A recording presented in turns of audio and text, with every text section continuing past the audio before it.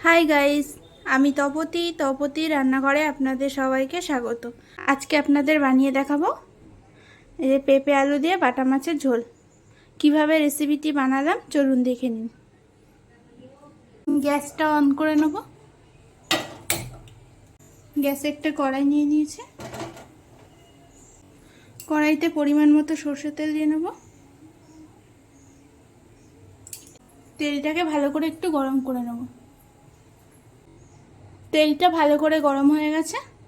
আর এই যে এখানে বাটা মাছ আগে থেকে নুন হলুদ মাখিয়ে রেখেছি, এবার মাছগুলোকে ভেজে নেব।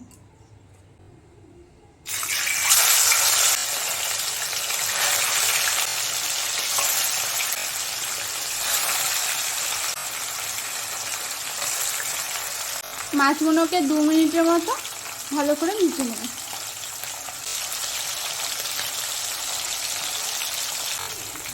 মাছের এক পিঠটা ভালো করে ভাজা হয়ে গেছে, এবার মাছটাকে উল্টে দেব।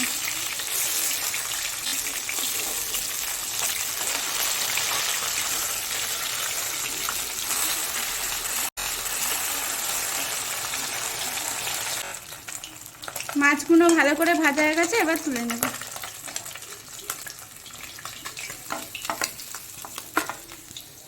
এইভাবে বাকি মাছগুলোও ভেজে নেব। ওই তেলের মধ্যে একটু গোটা জিরে দিয়ে দেবো, একটা মিডিয়াম সাইজের পেঁয়াজ কুচি দিয়ে একটুখানি ভেজে নেব।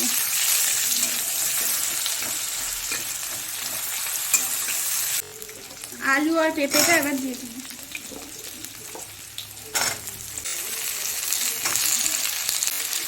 দিয়ে একটু ভালো করে ভেজে নেবো একসঙ্গে।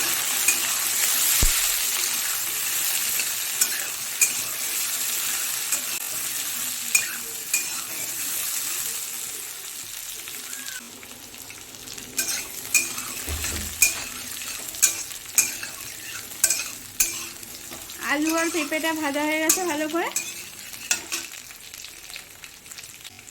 একটা মিডিয়াম সাইজের টমেটো কেটে গেছে, ওটা দিয়ে দেবো। 4-5টা কাঁচা লঙ্কা দিয়ে দেবো, আর 1/2 চামচ আদা বাটা দিয়ে দেবো। দিয়ে একটু মশলাগুলো একসঙ্গে একটু ভেজে নেব, যাতে আদা থেকে কাঁচা গন্ধটা চলে যায়। আদা থেকে কাঁচা গন্ধটা চলে গেছে। এবার এর মধ্যে 1 চামচ নুন দিয়ে দেবো, 1 চামচ হলুদ গুঁড়ো দিয়ে দিয়েছি, 1 চামচ কাঁচা লঙ্কা বাটা দিয়ে দেবো, 1/2 চামচ জিরে গুঁড়ো দিয়ে দেবো। দিয়ে মশলাটাকে ভালো করে কষিয়ে নেব।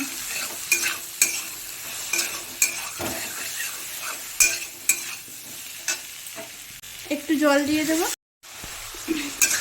মশলাটাকে ততক্ষণ কষাবো যতক্ষণ না মশলা থেকে কাঁচা গন্ধটা চলে যাচ্ছে।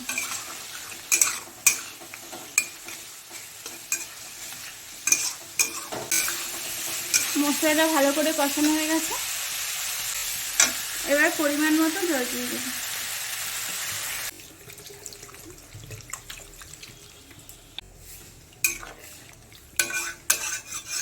ঝোলটাকে ভালো করে ফুটিয়ে নেব। ঝোলটা ফুটে গেছে।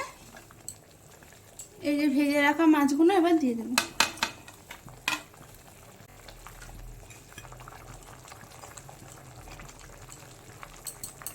গ্যাসের ফ্লেমটাকে মিডিয়াম আঁচে দিয়ে ঢাকা দিয়ে 5 মিনিট রান্না করে নেব। 5 মিনিট পর ঢাকাটা খুলে তরকারিটা চেক করে নেব।